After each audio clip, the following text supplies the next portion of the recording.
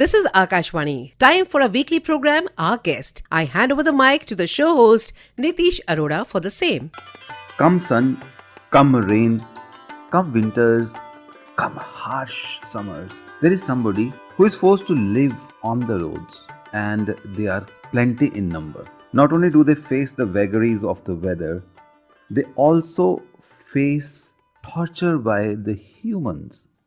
I'm talking about animals on the street, sometimes brutally crushed under the four wheelers, two wheelers. Sometimes we hit them with stones and what not. But then there are some good Smartians who would passionately approach these animals and try to give them shelter. I have one such animal lover with me, Gaurav Chaudhary. Welcome to our guest. From 14th to 31st of January every year, we celebrate Animal Welfare Fortnight. Who can tell me better than you yourself who is sheltering somewhere around 70 such Yeah, 70 odd animals. 70 odd dogs, yeah. dogs only? Yeah. So tell us more about this journey of yours and how do you help the dogs on the streets? Well, first of all, thank you so much, sir, for having me here. See, it's not about me. I mean, I represent all those who are looking after these innocent, poor, voiceless kids, I would rather say. Voiceless, they are not. Voiceless because, see, we don't understand their plight and we don't understand anything what they go through. So the thing is, their voice, whatever voice they make, it's unheard and we don't understand Even them. their cries, we don't understand. Yeah, their issues. There are so many issues. I mean, people like us who are doing our bit in order to make sure that okay, these kids also have a chance at life. First of all, they are like many in numbers. We are very few. I would really want that many more people come forward and not do much, but at least as little as acknowledging the fact that they also have a life. They are not some commodity who are just lying on the road. They also feel pain and see, they are counting on us. We are the most superior species on this planet, so we should be looking after all other species. So we have to do our best in making sure that this planet Earth, is for everyone and all live with dignity. Yes. I think you're just into your 30s, maybe, or Yeah. still not. Yeah. And when did this all started for you? When you first thought that I should be taking care of these helpless dogs on the street? I have seen this in my family. My grandmother used to take care of all those dogs sitting outside in my village only.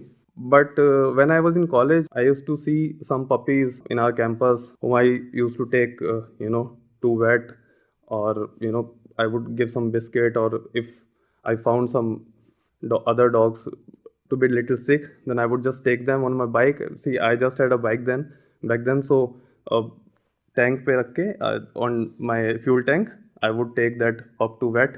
Then the more you get into this, the more you see suffering.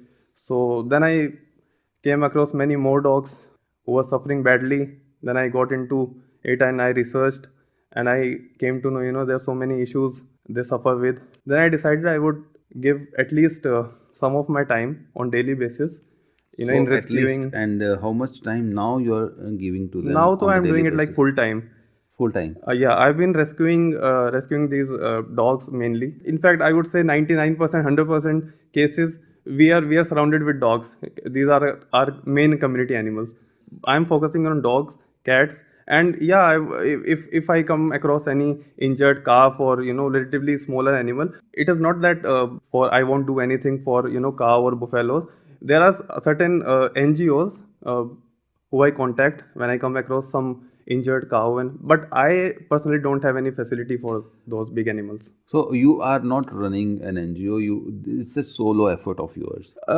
Just now I got my thing registered as a trust. Idea was to have a place where I could at least see. I was just making my life bit easier in a way, because whenever I used to go out for some work, if I would come across any injured animal, then I would just stand there and I used to call hundreds of numbers, and it's all on their yes or no, that it was all dependent. So I wanted to have a place where I at least I could keep if I see a dog who's you- like who cannot move, so at least I should have some place where So I. now you are running a shelter Yeah, home. now I have a proper shelter for dogs only. I have around 70 plus dogs. 70 plus dogs Yeah, now. They're all living in that same space and not it's bothering anybody in the near, because you know what? You love them, but then there are a lot of people who are scared, and there are lots of videos that come up when the stray dogs attack a young child, injure them, bite them, child to death. So then there is a conflict between not only the humans and the dogs, but also between the people like you who love the stray dogs, and then there are a lot of people who do not love them at all, they almost hate them. Mhm. So is there no conflict between them and you? Because many people would say that they identify you, they love you, and when we go out in on the street, they think that somebody like Gaurav has come, and all of them jump on him or her, and they get scared because they are empty handed, they are not carrying the food or the stuffs that the dogs need. So how is that conflict taken care of? Yes, this thing is there. I mean, I have also seen some videos where dogs are attacking a baby and all sorts of things. And I also get even more videos where humans are taking everything in their hand and they are like beating a dog badly. See, first we need to understand what exactly we want in a society. We want a safe society for everyone, for humans, for animals around us. Suppose a feeder is feeding a dog, a pack of dog, and if they go on to bite some other person in that society, obviously everyone will come and they'll trash that feeder and they'll question him because it's him who's feeding and the dogs are biting someone. So the thing is, people need to understand, see, all the dogs are not same. Some are aggressive, but there are some triggering factors. Okay, we don't know what they go through. I'm not defending dogs. Any kind of violence is a violence, and exactly, I want a safer society for humans also, where kids can play safely.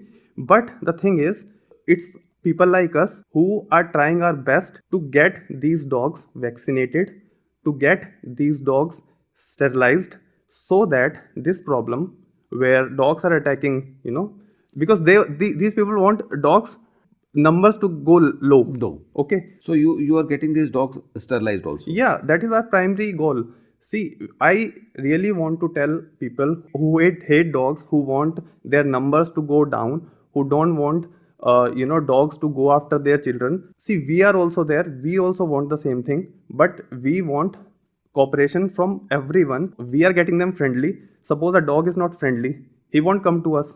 If we start feeding him, he will come to us easily. Then we'll catch him, we'll send him to a proper sterilization center. Then he'll get vaccinated, he'll get sterilized, he won't reproduce. So you are kind of a catalyst between the Exactly. chaos that is there. So you are trying to like be friendly with these dogs. Yeah. And in that relationship, these dogs easily approach you or come to you, and then you can take them to the vet or to the surgeon to get them sterilized. Yes, and sir. that is how most of the dog lovers are working. Exactly, sir. Or are they not? They are doing, everyone is doing like this only. This ABC program, which is run by the government, all the municipal corporations, they are responsible for getting dogs sterilized. But the thing is, not every dog is easily, they won't get hold of every dog. So some dogs are very difficult to catch, and when a dog is on the run, you simply cannot catch. So it's people like us and many other feeders out there who have a very crucial role to play. By their effort, by their time, what they are investing, all the dogs will get friendly, and they are the people who, with their own hand, catch them, give them to municipal corporation, get them sterilized, get them vaccinated, and now this dog is much calmer because it's all a hormonal thing. Now this dog won't have some extra triggers during that mating season, during with hormones going up and down. Now there are more people who actually think even a little, but they're thinking about these animals.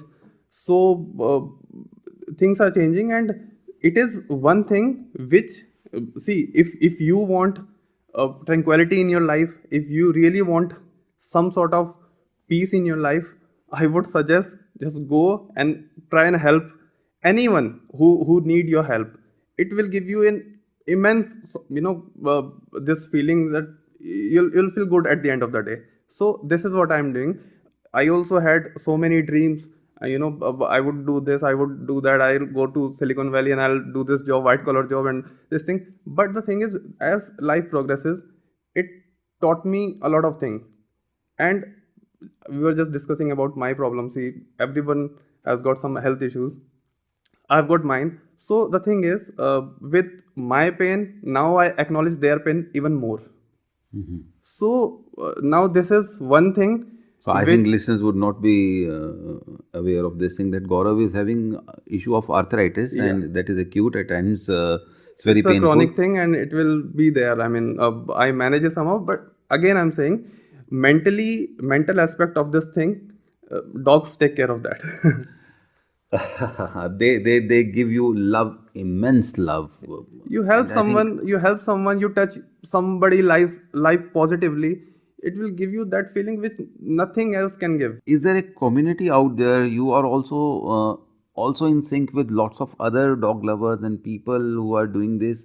Now you have a tribe of your own. Sir, we are all connected. There's so many people. See, I draw my inspiration from these people only. We draw inspiration from each other. I tried to get a bit of Gaurav Chaudhary for my listeners, and from that bit of Gaurav Chaudhary, you can understand that there are lots and lots of good Smartians out there who are helping these poor souls to at least live with some dignity and less hurt, because dogs get hurt very easy. Even if a street dog it approaches you, you can see that tail wagging behind him, which is that he is approaching you with a hope that you will also love him back. If that is not possible, please don't be cruel to that poor chap. Anything more that you want to add to, Gaurav? One thing I would like to say that these days we are getting, these videos where you also mentioned that dogs are biting someone and these things. But the thing is, we really don't know what they go through. And the second thing is, people who hurt these innocent animals. Suppose a dog is not even biting and they hit him and they kill that dog. How dangerous this human being is. Agreed, but we cannot be like, you can also not feel the pain of parents who lose their kid Yeah, to it's the immense dog's pain. attack. No, I'm not That is defending, not- sir. I'm so not that, defending both this. ways, both things are very toxic. Both things are Yeah. really very painful. Equally painful. And my heart goes out to all those parents who have It's seen horrible. those attacks. It's horrible. One thing bad is- doesn't justify the second other bad. The thing is, I just want to say one thing that some people hurt innocent.